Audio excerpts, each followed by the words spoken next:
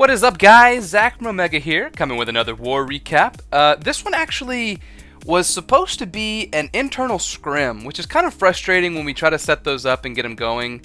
We actually had our arranged matchup fall through for the weekend, which is really annoying, I'm not going to lie. So we tried to get a last-second internal scrim going, and unfortunately we missed our match. We did match up with another level 10 clan, but they, as you can see, I mean, just looking here, they didn't do anything special. I mean, just looking at our bases, they pretty much two-starred everybody except for Sorak. That might have been the only one. They had a triple on Drago, a few triples down low, almost all of them being dips, if not all of them. But kind of frustrating. We did clear their 9s, and I'll show the stats at the end. But we had a pretty good performance, but their 9s were pretty bad bases, so I'm really just going to more focus on the 10s here. But still, it was a good war, and always good to have practice and stuff, and be able to war with people who are typically in the feeder, and typically we don't get to war with, like FreshFrozen, who I'll show here in a second. But yeah, I will go and start off the recap here with a raid here from Sorak, which is actually on a Town Hall 11. And it is a bit of an under-leveled Town Hall 11, but it's just too pretty of a raid not to show, to be perfectly honest. Basically what he's going to do, he's going to do a little queen walk over here on the east side, and I actually tried to do this first. I was going to take it out fresh, but unfortunately I wanted my queen to go up north, and she didn't, as you can see here. But since he knew where the queen was going, he was able to plan accordingly. And basically what he's going to do, he's just going to get the lure, which actually is what screwed me, because the CC just destroyed my Valks. But basically, lure goes down. Once the queen starts going around, he's going to drop the jump on the expo once she comes around here, as you can see. And basically what's going to happen is he's going to get a lot of the healers to go on his Valks. And that's going to be really massive through the middle of the base, right? So once that's taken out, he's going to go and get that jump drop down. Oh, he does actually wall breaker first, my apologies. But he can take advantage of the rage and just use one wall breaker. Gets that jump drop down, and then once the queen is moving over, going to just basically send in all the Valks and the Grand Warden. The Grand Warden could have been later, and as you can see, he tried to get the healers on the Valks. He should have dropped them up here in the northeast if he wanted them to go over there. Unfortunately, he didn't. They just went over to the queen, but then you can see the queen's healers did go over there. He missed the ability to to use the Warden Tome on the entry because he dropped the Warden late, which you sometimes have to do because the Warden would have just followed the queen. But as you can see, he was able to use the tome on the back side of that core, and so as they're going through this north compartment up here, which is, it's a decent amount of giant bomb threat, actually really not. Just one giant bomb that they hit, but during that, they're pretty much able to rip through completely without being shot at all. And as you can see, the queen still has one healer on her going around here on the southwest. King is just doing his job, taking out that whole compartment. Going to use those extra wall breakers, which is kind of funny to get those Valks to go inside, and then just going to let the queen do her thing. Hasn't even used her ability at this point. Does go and use it to get it down a little bit quicker, but really is a very pretty attack here from Sorak. Very nice, man. Next attack, going down to number 7, we're going to watch Ben go in. And Ben actually had a 6-pack at Town Hall 10, which is impressive, and also a 6-pack from his Town Hall 9 alt. So we really had a 12-star war, and we actually had another guy who had a 12-star war, who I'll mention in a minute. But as you can see, Ben is just going to do a little queen walk. Just really, these are bad bases, these box bases, especially with the, mass Valk meta being so strong. So he's just basically going to get the lure with a hog, get the queen going around, and just send in all of his Valks. I mean, that's really just it. As you can see, he doesn't have a poison because he EQ'd, but that's really going to help him out because the Valks are going to go to the core a little bit easier. As you can see, the wizards are going to help the Lava Hound go down and help the queen not die to the LaLoon. He's actually able to save her ability right there, which is a little bit fortunate. I don't think he needed to, but obviously it's going to help. He's going to send in those giants over here. Didn't want them to go around, but that's okay. Start making the funnel here with the wizards, and then once the giants are moving in, he's just going to go and send in all of his Valks, as you see.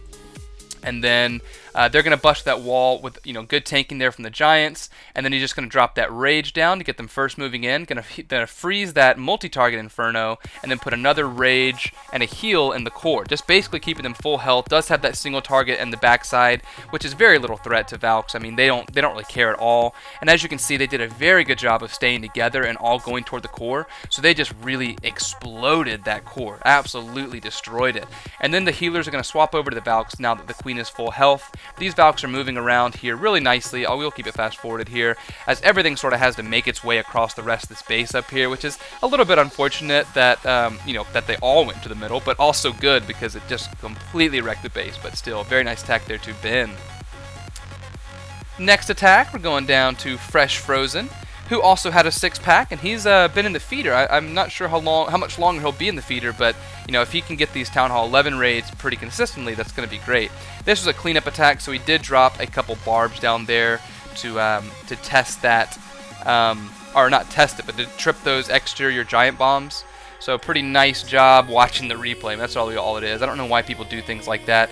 Then just going to send in all of his Valks right here.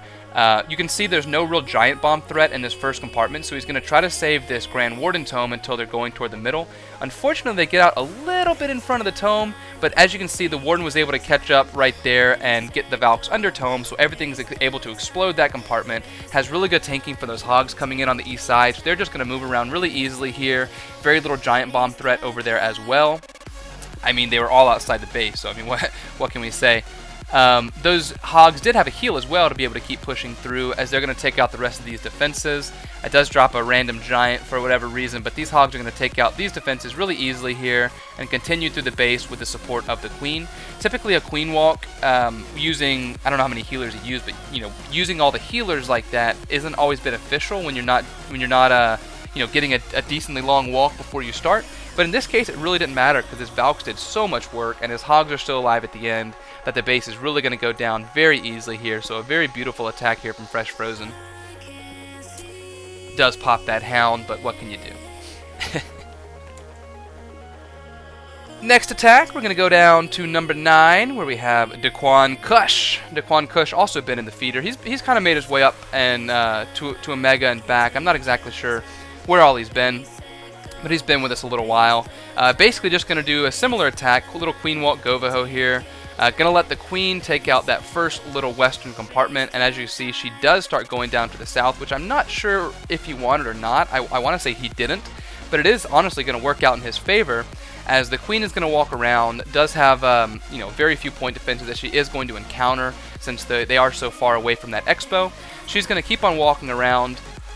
Now that I say that, I feel like he probably did want the queen to go that way.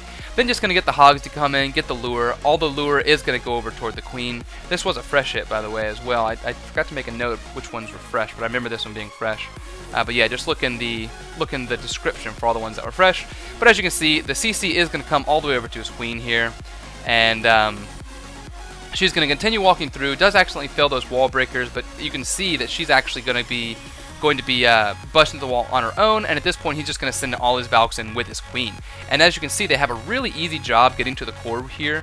So he's going to drop that freeze down on the multi-target Inferno, going to have a heal and also a rage for the core, and they're just going to wreck this core. And I would have liked to see this heal cover the walls. That's really better because that's where the Valks are going to be after they get through the core. And so they're sitting on those walls for a minute, and that means they can get fully healed back up.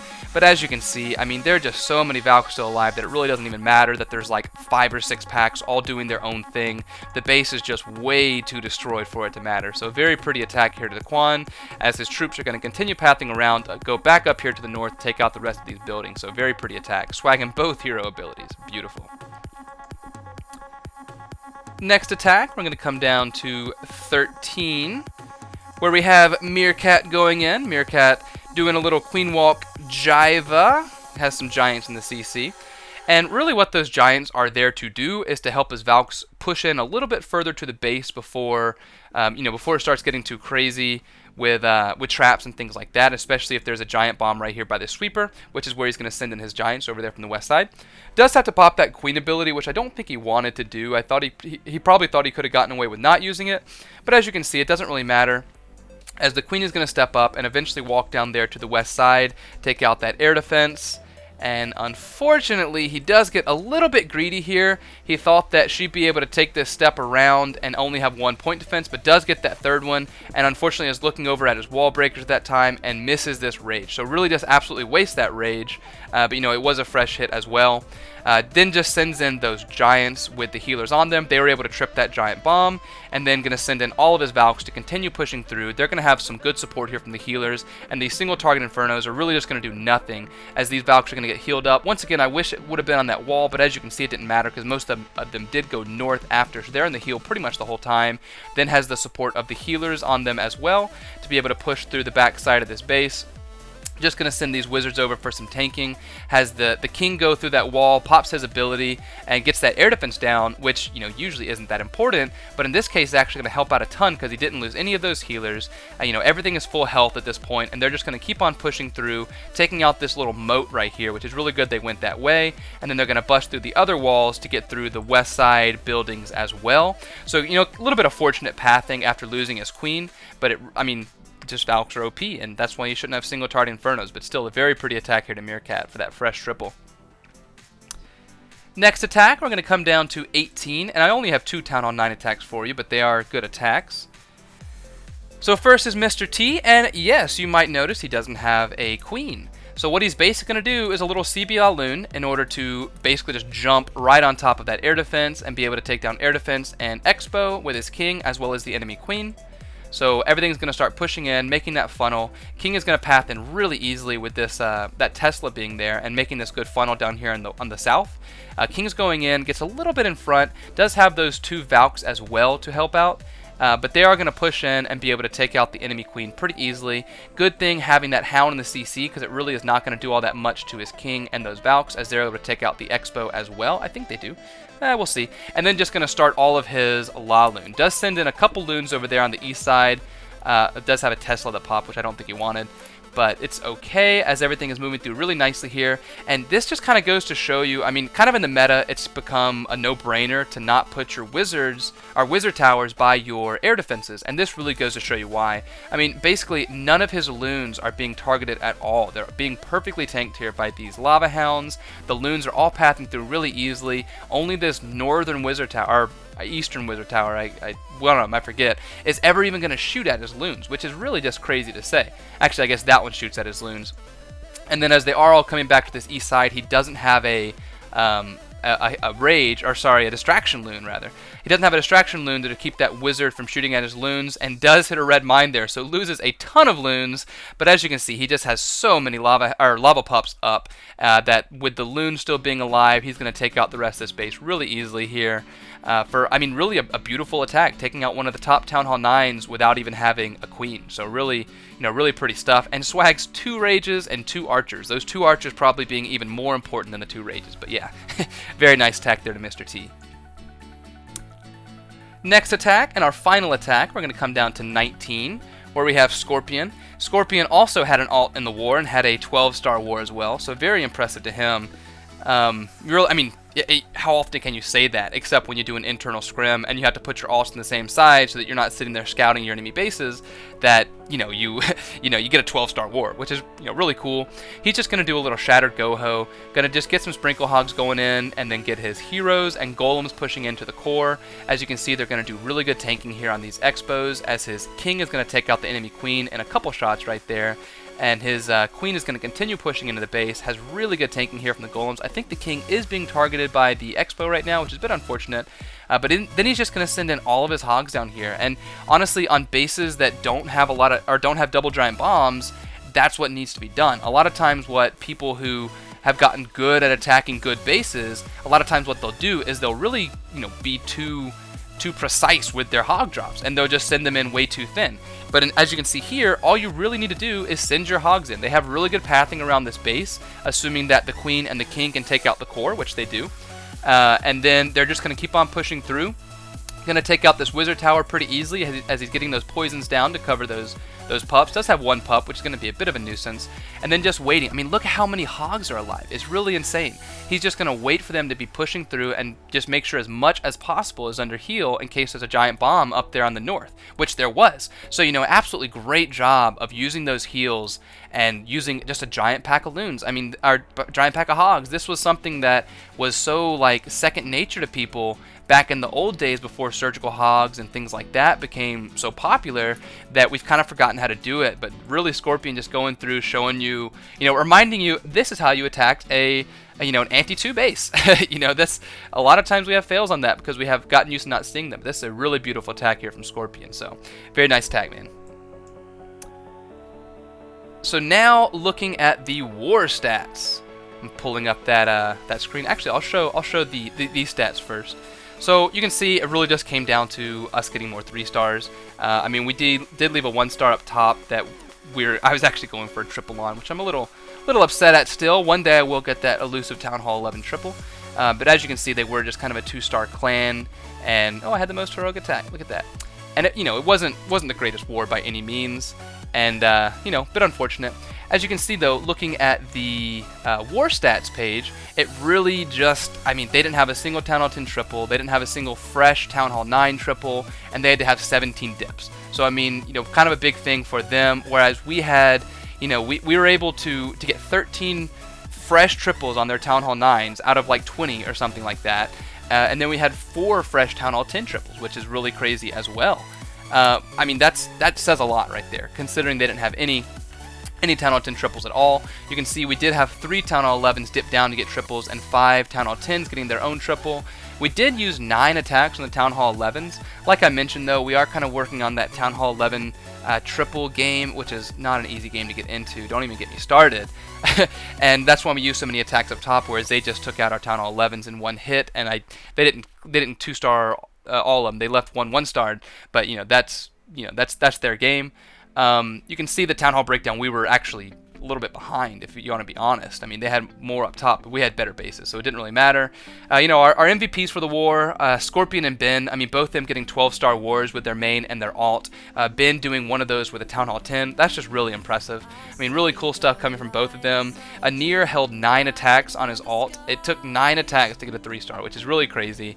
And then a ton of 6-star wars. We had FreshFrozen, who's a Town Hall 10, DeQuan, who's a Town Hall 10, Ben, who's a Town Hall 10, as well as his Town Hall 9 alt, Bendino, Scorpion, and Scorp, who are both Town Hall 9, Castro, Shomi, Anir, and Buck, all coming in with those 6-packs. So, really great war to all of them.